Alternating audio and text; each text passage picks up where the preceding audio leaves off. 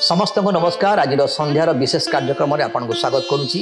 कार्यक्रम नाटी हूँ प्रदीप जलुथा। प्रभु चाहते आम जीवन प्रदीप सर्वदा जलुथा। जो विश्वास में वृद्धि पाऊँ से विश्वास प्रदीप सर्वदा जलु था। आज गोटे छोटिया प्रसंग आलोचना करवा। आलोच्य प्रसंगटी हूँ बंधुता आने संपर्क निबिड़ता।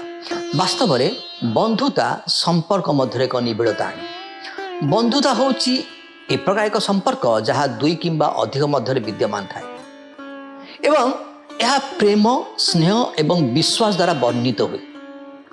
विश्वस्तता, स्वच्छता, निर्भरशीलता, पारस्परिक सम्मान करने प्रभु को प्रसन्न करे। आम परस्पर को सम्मान करूँ ता प्रभु को प्रसन्न करे। परस्पर उपर निर्भरशील हो ता प्रभु को प्रसन्न करे।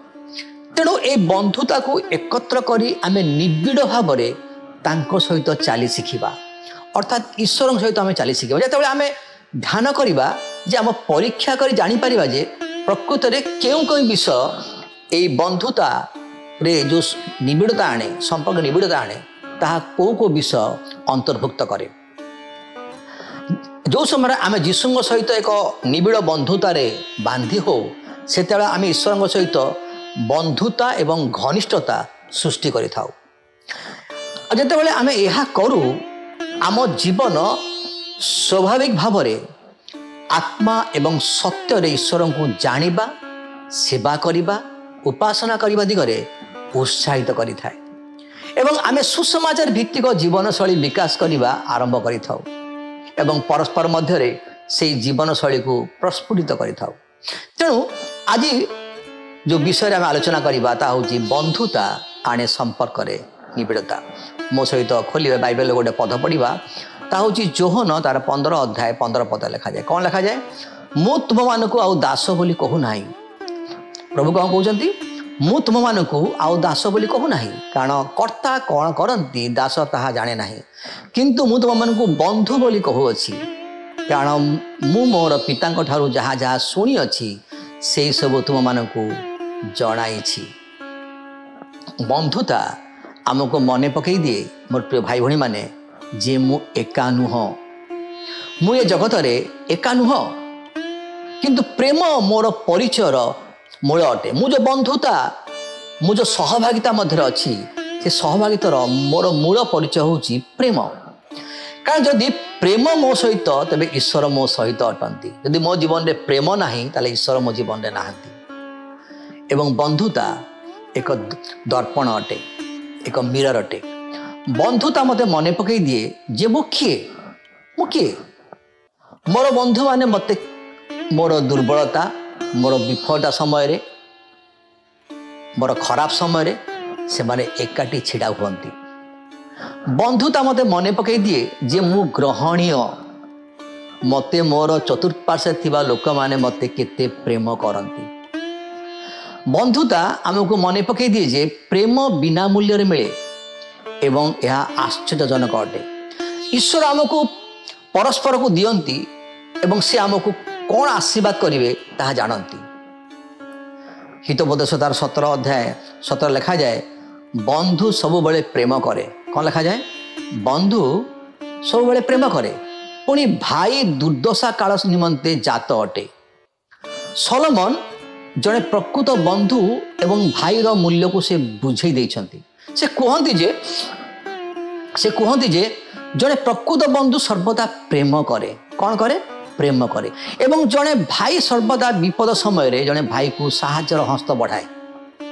जड़े प्रकृत बंधु एवं प्रकृत भाई प्रतिकूल परिस्थिति हो बा अनुकूल परिस्थिति हो तार प्रेम को से प्रकाश करे। गोटे गोटे भाई प्रति तार प्रेम को से प्रकाश करे। भल समय तो समस्ते सांगर था, मात्र खराब समय ताही आम जीवन रे प्रश्न आने जे खराब समय मोर प्रकृत बंधु की। हितोपदेश तार 18-24 लिखा जाए, जे अनेक मित्र करे से अपना विनाश निमंते ताहा करे। जे अनेक मित्र करे से अपना विनाश निमंते ताहा करे। मात्र जड़े प्रेमकारी अछंती से भाई अपेक्षा अधिक निकट लगी रहती। केवल बहु संख्यक बंधु रहिबा अर्थ नुहे जे आमर आवश्यकता समय आमर विपद समय आमर अभाव समय से माने प्रतिबद्ध सहयोग रहिबे बोली माने नाही। जेतले आमे अनेक बंधु करू आमे लोकप्रियता को खोजू, जेमि आमे लोकप्रिय हबा। जेतले मोर अनेक बंधु थांती मु गर्व करे केते सांग मोर केते बंधु मोर, किंतु से माने कोन करंती से माने गर्वर उत्स रुहंती, मनोरंजन उत्स हो पारंती। किंतु जेतले समय कठिन आसे आम जीवन में विपद आसे समस्या आसे जड़े शीघ्र जानी जाए जे से माने प्रकृत बंधु ना नुहंती। विपद समय साहाय्यकारी हो जीवन प्रकृत बंधु। प्रभु जीशु जे ईश्वर अनंत पुत्र स्वर्गर उच्च राजा आमको निज सहित निबिड़ भाव जड़ित हवाकू से मनोनीत कले।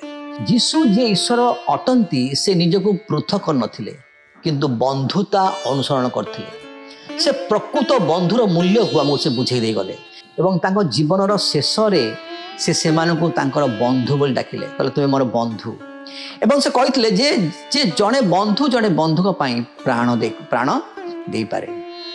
प्रभुଙ୍କ सहित बंधुता करिबा मोर प्रिय भाई भणी माने एक सौभाग्य अटे, आम जीवन एक सौभाग्य अटे। से आमको बंधु बोली कहती, से आमको ए संपर्क रे आनिबा को मनोनीत कले। आसंतु आमे निजको ए सुविधार सुजोग को व्यवहार करिबा, एक प्रकृत बंधुर मार्ग को बाछि नवा। ताहा ही प्रभु आम जीवन में चाहती। आशा करुची ए अल्प वाक्य ए छोटिया वाक्यटी आपण जीवन में कथा कही समस्त को पुणी थे नमस्कार।